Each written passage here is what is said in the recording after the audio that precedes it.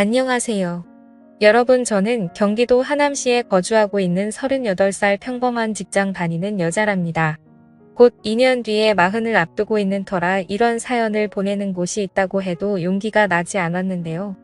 친구와 이야기하다 저의 시댁 이야기를 한번 보내보면 내가 좀 마음이 편해지지 않겠냐 하길래 용기 내서 한 글자씩 써내려가 봅니다. 10월의 시작과 함께 요즘 건강이 많이 안 좋아지는 분들이 많다고 해요.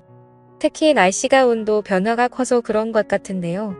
저는 다른 잔병치레는 없는데 환절기가 시작되면 저는 하루하루가 고통스러운 나날들의 연속이랍니다. 여러분들은 비염 혹시 알아본 적 있으신가요? 저는 만성비염 환자로 환절기에 봄만 되면 포가루 때문에 눈이나 코가 마비될 정도로 심각해지는 사람입니다. 이런 제가 또 하나의 문제가 있는데 바로 저는 털 알레르기가 있는 사람이라 너무 강아지, 고양이가 예뻐도 키우지 못하기 때문에 늘 그게 참 안타까웠습니다.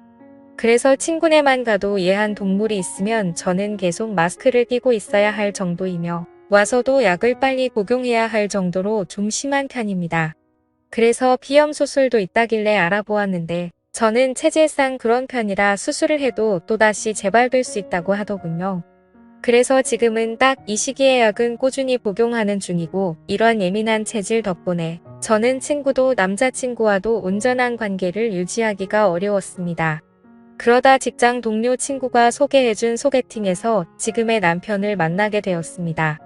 지금의 남편은 저와 너무 다르게 모던한 성격과 따뜻한 마음을 가진 사람이라 저도 모르게 훅 빠져들더라고요. 저는 이런 시기만 되면 예민해져 누군가가 조금만 짜증나게 해도 제 표정이 확 굳어져 사실 이런 저도 제가 가끔 싫을 때가 있는데 남편은 늘 무던하며 온화한 마음이 옆에서도 느껴질 정도였다니까요. 그렇게 몇 번 저희는 데이트를 했고 그 데이트 안에서 서로에게 호감이 있다는 걸 알았습니다. 그 호감으로 저희는 3개월 만에 연애를 시작했어요. 선만 3개월을 탄 거죠. 서로 다 알고 나서 사귀다 보니 저희는 싸울 일이 없었어요. 그저 연애가 꽃게만 같았죠. 남자친구도 저의 예민한 성격을 다 알고 있었기에 제가 힘들어하는 계절에는 더 세심하게 챙겨주곤 했어요. 둘 다 나이가 있는지라 가족들은 빨리 결혼하기를 바라셨고 결혼은 딱 정하니 일사천리로 빨리 진행되었습니다. 그 당시 남자친구는 오랫동안 자취를 하고 있었던 터라 남자친구 집에서 신혼살림을 시작하기로 해 제가 혼수만 하고 들어가기로 했고요. 애물이나 애들은 다 생략하고 서로 커플링 하나씩만 주고받고 살기로 하고 정말 간소하게 결혼식만 올렸습니다. 늦은 나이에 결혼하는지라 결혼식도 할까 말까 고민했지만 양가에서는 당연히 결혼식을 해야 한다고 하셔서 가까운 지인 친척들만 초대해 식을 올렸습니다. 예민한 탓에 집안에 공기청정기를 꼭 켜둬야 하고 저는 이불도 알레르기가 덜한 친구를 써야 할 정도라 남자친구에게 이런 것들을 미리 결혼하기 전 다 이야기한 후 함께 살기로 했습니다. 그 후 신혼여행을 다녀와 시댁으로 인사 가던 날 저는 시댁에 들어가고 나서 흠칫하면 놀랐는데요. 바로 시댁에 강아지와 고양이 2마리가 있지 뭐예요. 남자친구한테 이런 이야기는 못 들어서 조그만 서류로 물어보니 자기도 처음 안다고 그러더군요. 어머님은 동물을 굉장히 좋아하시는데 지금까지 일하느라 키우기가 어려웠다고 하면서 고양이들은 잠시 임무를 맡아서 하는 중이고 강아지는 친구가 여행 간다고 며칠 맡겨둔 거라고 하시더라고요. 저는 정말 어떻게 해야 할지 몰랐지만 어머님이 알고 하신 것도 아니니 약은 먹고 나서 밥을 먹는데도 자꾸만 재채기가 나오고 콧물이 훌쩍거려 미치겠는 거예요. 그러니 어머님이 저에게 어디 아프냐고 물어보셔서 남편이 알레르기가 굉장히 심해서 비염부터 동물 알레르기까지 있다. 그래서 약 먹었는데도 아무래도 동물이 집에 있다 보니 그러는 것 같다. 우리 빨리 먹고 일어나야 할 것 같다고 말하니 어머님이 정말 많이 서운해 하시더라고요. 우선 고양이와 강아지들을 분리해서 방에 두신 후 거실에서 과일을 깎아 먹는데도 재채기가 계속 나는 거예요. 고양이가 특히 털이 엄청 날린다고 하는데 그래서 그런지 정말 무슨 정신으로 시댁에 있었는지 기억이 나지 않을 정도였으니까요. 그렇게 처음 시댁 인사를 마치고 운이 괜스레 어머님께 죄송한 생각이 들더라고요. 그래서 처음으로 결혼하고 나서 전화를 드렸어요. 어머님 저예요. 그때 뵈러 갔는데 제대로 말도 못해서 죄송해서 연락드렸어요. 내가 그렇게 알레르기가 심한 줄 몰랐구나. 많이 심한 거니? 아, 네. 제가 조금 털이나 계절이 많이 민감한 편이라 약을 꾸준히 먹는데도 잘 낫지 않네요. 그래, 알았다. 괜찮으니 다음에 보자 하고 전화를 끊었습니다. 저는 처음에는 이 통화에서 어머님이 그래도 나를 이해해 주시는구나. 다행이다라는 생각이 강했거든요. 동물을 너무 좋아하시는 어머님이라 내심 서운해하시는 것 같았지만 사실 어쩔 수 없는 일이잖아요. 그렇게 잊고 살던 어느 날 남편이 엄마가 끝나고 집에서 식사하자고 시댁으로 오라고 했다고 하길래 부랴부랴 퇴근하고 시댁으로 건너갔어요. 건너갔는데 웬걸 고양이 한 마리가 딱 있더라고요. 어머님이 이제 일도 그만두고 해서 한 마리를 키워볼까 한다고 너희가 자주 오는 것도 아니고 고양이 한 마리는 괜찮지 않냐면서 평생 꾸미셨다고 하시더라고요. 강아지를 너무 키우고 싶으셨는데 강아지는 외로움을 많이 타서 보다가 이 고양이한테 눈길이 넘어가서 그냥 올 수가 없었다고요. 물론 어머님의 생각이고 어머님이 키우시는 거니까 저야 상관은 없겠지만 앞으로 시댁에 자주 못 가겠다라는 생각은 들긴 했어요. 솔직히 그냥 다들 잘 됐다면서 축하하는 분위기로 식사를 끝내고 후다닥 자리를 일어나려는데 어머님이 이제 우리 냥이도 자주 봐야 하니 너도 그런 예민한 체질을 좀 고쳐야 하지 않겠냐고 말씀하시더라고요. 저도 제가 체질을 고치고 싶어도 사실 그게 쉬운 게 아니잖아요. 그냥 알겠다고 하고 집으로 돌아가는 내내 괜스레 서급해졌대요. 남편은 나중에 따로 엄마한테 얘기할 테니 너무 서운해하지 말라고 다독였지만 저는 사실 그게 잘 안 되긴 했어요. 그 뒤로도 종종 시댁에 가면 어머님은 제가 알레르기가 있는 걸 아면서도 밥을 먹을 때도 계속 옆에 고양이를 안고 드시는 거예요. 남편이 밥 먹을 때는 조금 다른 곳에 두라고 해도 왜 자기 자식한테 그러냐면서 오히려 화를 내시니까 할 말이 없었습니다. 저희 부부는 그럴 거면 출입도 하지 말라는데 참 남편도 이번에는 화나서 안 온다고 하고 가자고 하고 나왔습니다. 괜히 저 때문에 그런가 싶어서 마음이 좋지 않아 그 주 주말에 정말 내키진 않았지만 고양이 간식도 사가지고 시댁으로 방문했어요. 어머님은 내심 기뻐하시더라고요. 그렇게 시댁에 가서 소파에 앉아 있는데 원래 고양이들은 사람들 보면 피하고 도망가는 동물이라고 알고 있었는데요. 근데 갑자기 고양이가 제 무릎에 쏙 얹더라고요. 저는 너무 놀라서 소리를 지르면서 확 일어나면서 고양이가 제 손에 3개 맞았나 봐요. 저는 진짜 모르고 했던 일이어서 어떡하냐고 너무 놀라서 했다고 하는데 어머님이 오시더니 정말 제 팔을 3개 때리시는 거예요. 차알싹 하는 소리가 날 정도로요. 순간 거기 있는 모든 사람들이 다 정적이 흐를 정도였으니까요. 봐봐 너도 이러니까 아프지? 꼬리랑이가 너 때문에 얼마나 아팠겠어? 어머님 저는 일부러 그런 게 아니라 갑자기 저한테 와서 놀라서 일어나다가 그런 건데요. 그거나 하지 그래도 좀 조심해야지 아직 애기인데 내가 애기도 안 켜봐서 너는 참 정이 없구나. 너가 어떻게 그렇게 애가 독하니? 보통 여자애들 보면 애완동물 보면 너무 좋아서 미치겠다고 하던데 너는 애가 좀 특이하구나 라고 하시더라고요. 정말 억울했지만 저한테 맞은 건 맞으니 알겠다고 주의하겠다고 했죠. 그 뒤로도 고양이와 얽힌 사건들은 정말 많았습니다. 날이 갈수록 심해지는 어머님의 고양이 사랑에 정말 모든 가족들이 지쳐버릴 정도였으니까요. 시장에 갈 때도 데리고 다니시고 고양이들은 원래 밖에도 무서워하고 산책도 잘 안 시키는 걸로 알고 있는데 어머님은 어디 갈 때마다 가방에 넣어서 데리고 다니시더라고요. 심지어 명절에는 산소 갈 때도 데리고 오셨어요. 혼자 있으면 외로워한다고요. 저는 점점 알레르기가 심해져 약 복용량도 늘리면서까지 어머님을 이해를 하고 했거든요. 그런데 어머님은 저를 전혀 생각하지 않으시더라고요.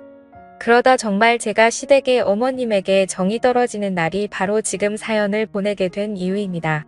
그날은 정말 날이 무지하게 화창했던 걸로 기억하고 있어요. 오랜만에 휴일이라 집에서 쉬고 있고 남편은 회사가 바빠 출근을 해서 혼자 뒹굴뒹굴 집에서 TV도 보고 잠도 늦게까지 자고 맛있는 점심도 해먹고 그러고 있는데요.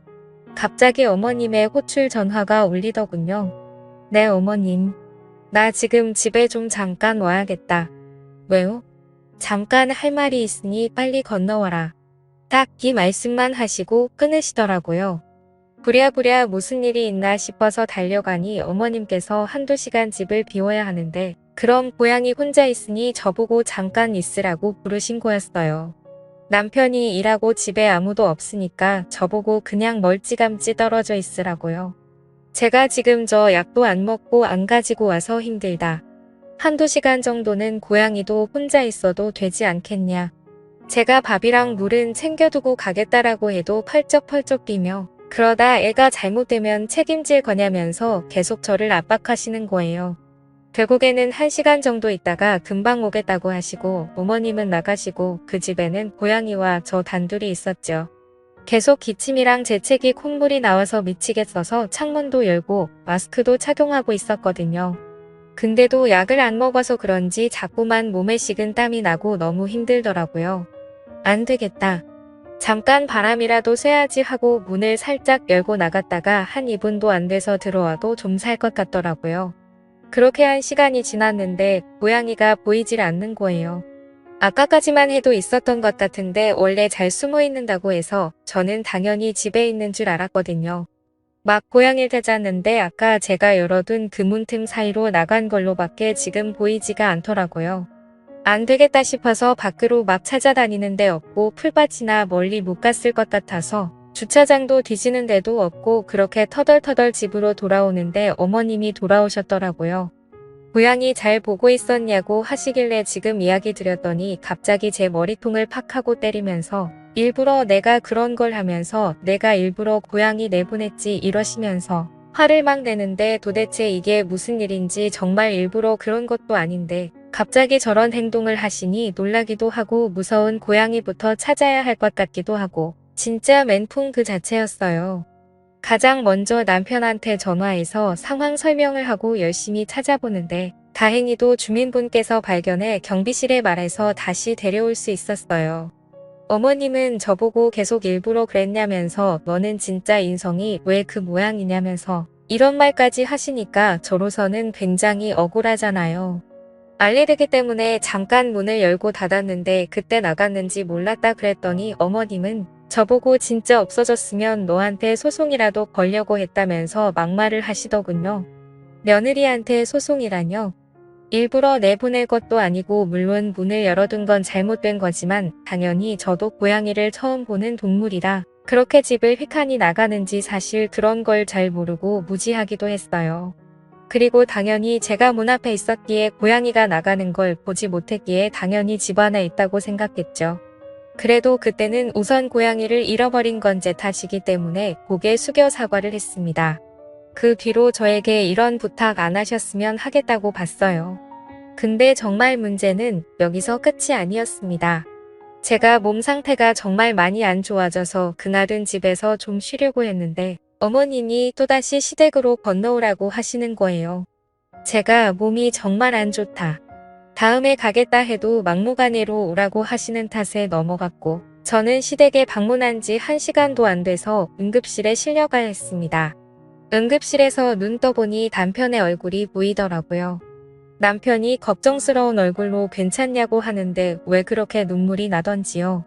그렇게 다시 잠든 것 같은데 어디서 이야기 소리가 들리길래 들어보니 따라왔던 어머님이 저에 대한 험담을 남편한테 늘어놓고 있더군요.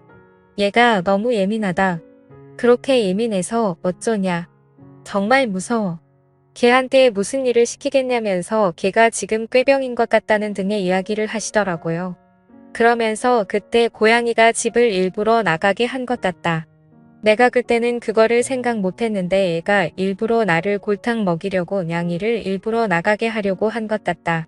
그러다 미소에 그친 거 아니겠냐면서 말도 안 되는 소리를 늘어놓더라고요.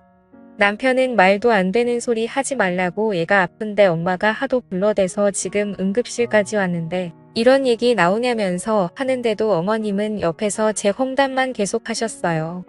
그러고선 자기 올해 집 비우면 우린 냥이가 외로워해서 가야 한다고 횡하니 가시더군요. 제가 아파서 응급실에 왔는데도 끝까지 재택만 하시는 어머님을 보니 그동안 당했던 게 억울해지고 너무 서러워지는 거예요. 저는 지금까지 결혼해서 할 수 있는 도리는 다 했는데 정작 어머님은 제가 심한 알레르기가 있다고 했는데도 고양이를 잠깐 다른 곳 맡기거나 신경 써서 청소해 주지도 않으시면서 늘 저한테만 떠넘기라고 하시고 무슨 일만 일어나면 제 탓이라고 하시니 진짜 잘 살고 잘 해드리고 싶었는데 저를 낭떠러지로 몰아서 참을 수가 없겠더라고요. 응급실에서 나와 바로 시댁으로 혼자 택시 타고 갔어요. 남편에게도 말도 안 하고요. 들어가자마자 시어머니는 어떻게 왔냐면서 너 아프다면서 역시 꾀병이지 이러시길래 그 고양이를 놀게 하게 캣타워 라고 했거든요. 근데 그게 굉장히 무거운데 그걸 정말 저도 모르는 그 일에게 나왔는지 그 캣타워를 옆으로 밀어 쓰러뜨렸어요. 어머님은 그때서야 상황 파악이 되었는지 네가 미쳤냐면서 소리를 고래고래 들으셨지만 저는 그런 반응에도 아랑곳하지 않고 저도 똑같이 소리를 고래고래 질렀어요.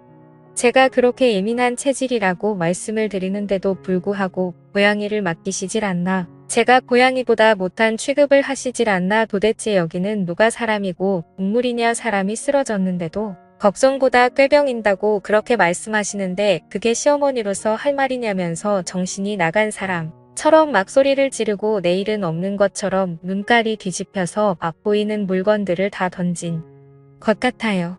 남편이 와서 저를 말렸지만 저한테 이러한 괴력이 있을지 누가 알았겠어요?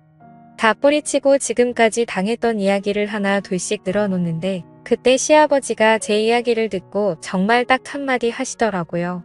어머님께 당장 고양이 내쫓으라고 다른 곳으로 안 보내면 이혼할 줄 알라고요. 아버님은 일 때문에 바빠서 지방에 가 계시는데 그때도 저는 아니신 줄 알고 올라왔는데 제가 난리를 치니 아마 엄청 놀라셨겠죠. 어머님은 어떻게 정들었는데 보내냐고 하고 아버님은 당장 보내라고 그나마 시간을 줄 테니까 잘 생각해서 잘 키워줄 사람 보내라고요. 아버님은 바빠서 가정에 신경을 못 썼다고 미안하다면서 저에게 진심으로 사과를 하셨습니다. 집에 혼자 있기 적적하셔서 고양이를 키우는 건 알았지만 이렇게 남까지 괴롭히면서 키울 줄은 모르셨다고요. 그 뒤로 어머님은 아버님이랑 고양이 문제로 엄청 다투신 것 같은데 우선은 고양이 다시 있던 곳으로 돌려보낸 것 같으시더라고요. 그리고 저에게 어머님의 장문의 사과 문자가 왔지만 대충 읽어보고 답장은 하지 않았습니다. 고양이 때문에 벌어진 일이긴 하지만 그동안 어머님께 쌓였던 게 너무 많은지라 저도 감정적이었기는 합니다. 사실 일곱 말고도 어머님의 고양이 사랑이 너무 과도해 저를 고양이보다 못한 취급을 하셨으니까요. 심지어 제가 방에 들어가서 밥을 먹으라고 할 정도였어요. 하지만 어머님이 원치에 외로워하셨기 때문에 제 나름대로 이해해드리려고 최선을 다했지만 그 결과가 이러니 더 이상 배려해드릴 것도 없잖아요. 어머님은 고양이 보냈다고 이제 안 키울란다 하면서 전화가 와서 말씀하시길래 저는 더 이상 어머님이랑 할 말 없다고 제가 고양이보다 못한 사람인데 전화는 어떻게 하셨냐면서 비꼬았거든요. 아버님한테 그 뒤로 엄청 많이 혼나고 생활비 카드까지 뺏겨서 지금은 일주일 단위로 생활비를 다 가신다고요. 지금까지 고양이 키우면서 들어간 돈이 자금 한참 몇 벽이 되신다고 해요. 저도 거기까지는 몰랐는데 아버님이 주는 생활비로 부족해 적금 통장에도 손을 대서 진짜 비싼 사료부터 엄청 많이 해주셨나 봐요. 저는 물론 반려견 반려묘도 당연히 가족이기에 충분히 그렇게 하는 건 나쁘다고 생각하지 않지만 아무 말도 없이 그렇게 하는 건 당연히 나쁘다고 생각하거든요.